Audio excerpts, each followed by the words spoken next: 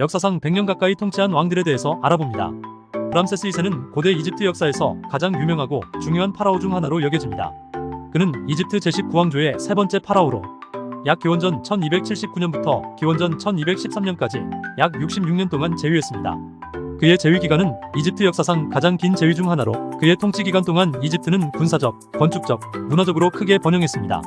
람세스 2세는 특히 군사 지도자로서의 역할로 유명합니다. 그는 이집트의 영토를 확장하고 군사를 지휘했습니다. 그 중에서도 가장 유명한 전투는 기원전 1274년에 발생한 카데시 전투입니다. 이 전투에서 람세스 2세는 히타이트와의 대결에서 중요한 역할을 했으며 이 전투는 나중에 세계 최초의 기록된 평화 조약으로 이어졌습니다. 건축 분야에서도 람세스 2세는 대단한 유산을 남겼습니다.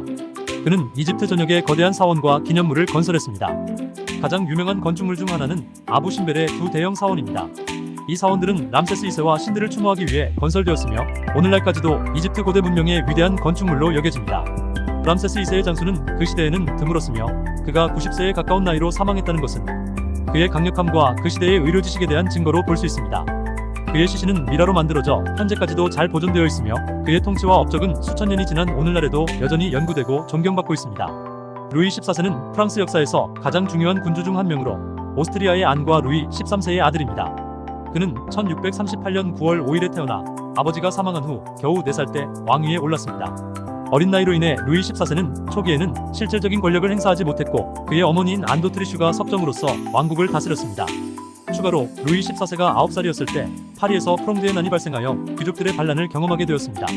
이로 인해 그는 어린 시절에 많은 불행과 가난, 굴욕을 겪었으며 이러한 경험은 훗날 그의 성격과 통치 스타일에 큰 영향을 미쳤습니다.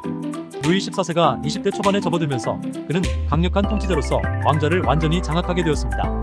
그는 중앙집권화를 강화하고 절대왕정을 확립하여 프랑스를 유럽의 강대국으로 만들었습니다. 이로 인해 그는 태양왕이라는 별칭을 얻게 되었고 그의 통치는 프랑스의 문화와 예술이 꽃피운 시기로 기억됩니다. 루이 14세는 1715년 76세의 나이로 사망할 때까지 프랑스를 통치했으며 이는 그가 무려 72년 동안 왕위에 있었다는 것을 의미합니다.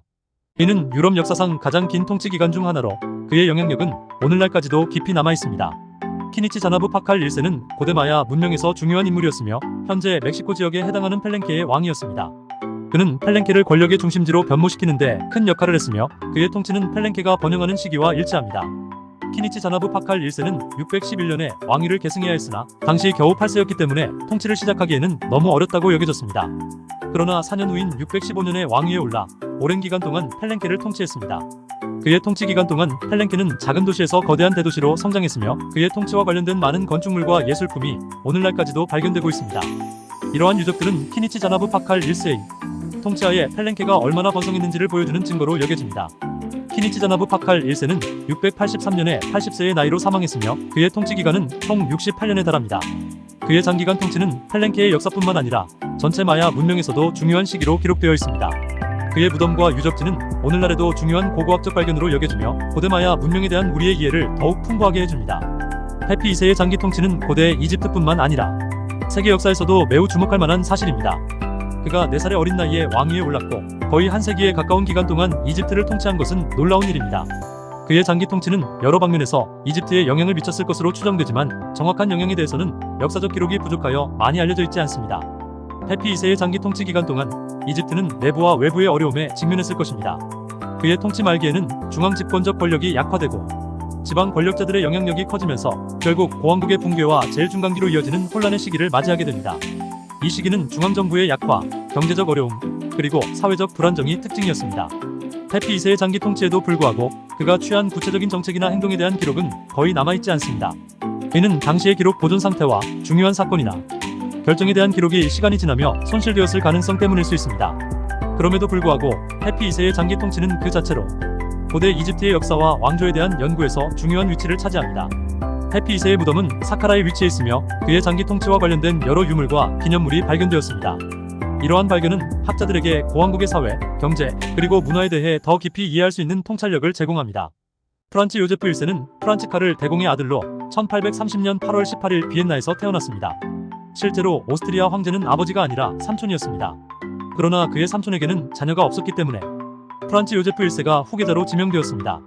흥미롭게도 프란츠 요제프 1세는 삼촌이 죽은 뒤가 아니라 퇴위한 뒤에 황제가 되었습니다. 1848년 12월 2일 불과 18세의 프란츠 요제프는 오스트리아의 황제로 지명되었습니다. 꽤 젊은 군주로서 그는 시민들에게 희망을 불어넣었고 많은 오스트리아인들은 그의 젊음이 그가 유망한 지도자가 될 수 있음을 보여주었다고 느꼈습니다. 그럼에도 불구하고 프란츠 요제프 1세는 1859년까지 신절대주의 통치를 계속했습니다. 프란츠 요제프 1세는 1916년 86세의 나이로 사망했습니다. 오스트리아에서의 그의 통치는 약 68년 동안 지속되었고 제1차 세계대전은 사라예보에서 그의 조카이자 오스트리아 제국의 계승자인 프란츠 페르디난트 대공이 암살되면서 시작되었습니다. 라마 9세, 즉 부미볼 아두랴뎃 국왕은 태국 국민들에게 매우 사랑받는 인물이었습니다. 그는 1946년부터 2016년까지 재위하며 태국 역사상 가장 오래 통치한 국왕이 되었습니다. 그의 재위 기간 동안 태국은 여러 번의 정치적 위기와 경제적 변동을 겪었으며 라마 9세는 이러한 어려움 속에서도 국민들의 안전과 통합을 위해 노력했습니다. 비록 라마 9세가 명목상의 군주였지만 그의 역할은 태국 사회에서 중요한 의미를 가졌습니다. 그는 국가의 상징으로서 국민들에게 사랑과 존경을 받았으며 여러 공공사업과 자선활동을 통해 국민의 삶의 질 향상에 기여했습니다. 라마 9세는 평화와 안정을 강조하는 동시에 태국의 발전을 위해 교육과 기술 발전에도 많은 관심을 기울였습니다. 그의 통치 기간 동안 태국은 여러모로 발전했으며 그의 노력 덕분에 태국은 국제사회에서도 더욱 존경받는 나라가 되었습니다. 2016년에 세상을 떠난 라마 9세는 태국 국민들에게 큰 슬픔을 안겼습니다. 그의 서거 후 그의 아들인 마 와찌랄롱콘이 라마 10세로 즉위하여 왕위를 이어받았습니다. 라마 9세의 유산은 태국 국민들의 마음속에 영원히 남아있으며 그의 리더십과 헌신은 계속해서 태국 국민들에게 영감을 주고 있습니다. 찬 이믹스 카윌은 마야 문명의 역사에서 중요한 위치를 차지하는 왕 중 한 명입니다. 그는 AD 628년부터 695년까지 약 67년간 온두라스의 코판을 통치했습니다. 그의 통치 기간 동안 코판은 문화적, 건축적으로 크게 번영했습니다. 코판은 마야 문명의 중요한 도시 국가 중 하나로 건축물과 조각은 마야 예술의 정점을 나타냅니다. 찬 이믹스 카윌의 통치 기간 동안 코판은 다양한 건축 프로젝트와 예술 작품을 통해 크게 발전했습니다. 그는 특히 석조부조를 포함한 많은 기념비적 건축물을 건설하였으며 이는 그의 통치와 성취를 기념하기 위한 것이었습니다. 고고학자들이 발견한 기록에 따르면 찬 이믹스 카윌은 젊은 나이에 왕위에 올라 코판의 황금기를 이끌었습니다. 그의 통치하에서 코판은 경제적, 사회적으로 크게 성장했으며 그의 지도력 아래에서 코판은 마야 문명 중에서도 눈에 띄는 위치를 차지했습니다. 찬 이믹스 카윌의 장기 통치와 고령에 이르러 사망한 것은 당시로서는 드문 일이었습니다.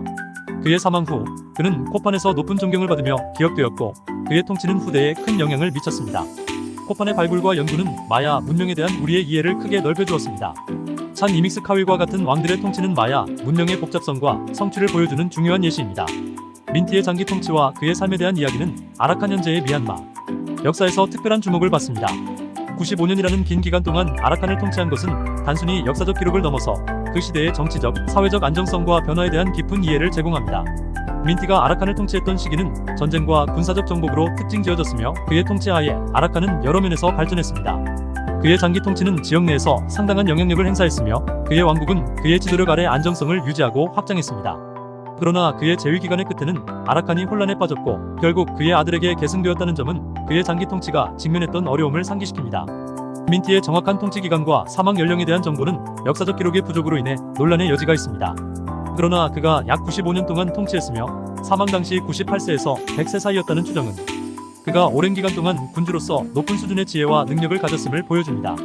민티의 통치는 미얀마 역사에서 중요한 장을 차지하며 그의 이야기는 오늘날까지도 그 지역의 역사와 전통에 대한 이해를 깊게 합니다.